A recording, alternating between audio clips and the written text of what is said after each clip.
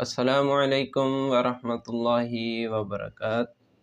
الحمدللہ رب العالمین والصلاة والسلام علی رسولہ وعلی آلہ واصحابہ ومن تبعہم بإحسان الی یوم الدین، اما بعد۔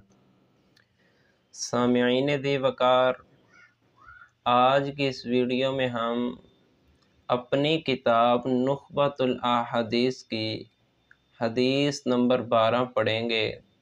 عن ابی اسید رضی اللہ تعالی عنہ قال قال رسول اللہ صلی اللہ علیہ وسلم اذا دخل احدکم المسجد فلیقل اللہم افتح لی ابواب رحمتک وَإِذَا خَرَجَ فَلْيَقُلْ اللہم انی اسألک من فضلک۔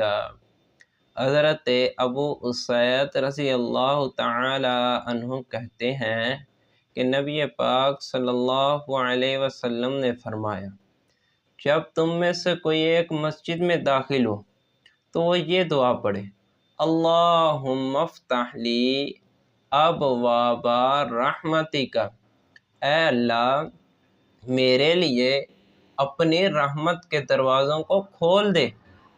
اور جب وہ مسجد سے باہر نکل رہا ہو تو پھر وہ پڑھے اللہم انی اسألک من فضلک، اے اللہ میں تجھ سے تیرے فضل کا سوال کرتا ہوں۔ اب جب مسجد میں داخل ہونا ہے تو سب سے پہلے اپنا دایاں پاؤں رکھنا ہے، اور دایاں پاؤں رکھنے کے ساتھ یہ دعا پڑھنی، رحمت سے مراد اللہ میں تجھ سے تیری مہربانی، محبت، پیار، شفقت چاہتا ہوں، مجھ پر شفقت عنایت کر، اپنی رحمت نازل کر مجھ پر۔ اور جب باہر نکل رہے ہو مسجد سے تو بایاں پاؤں مسجد کے دروازے میں رکھنا ہے اور یہ دعا پڑھنی، اللہم انی اسألک من فضلک۔ اس فضل سے مراد ہے اللہ میں باہر نکل رہا ہوں، دنیا میں جا رہا ہوں، مجھے جو رزق دینا ہے حلال رزق دے۔ کیوں؟ حرام کھاؤں گا تو میری عبادت قبول نہیں، حرام کھاؤں گا تو تیرا نافرمان بن جاؤں گا۔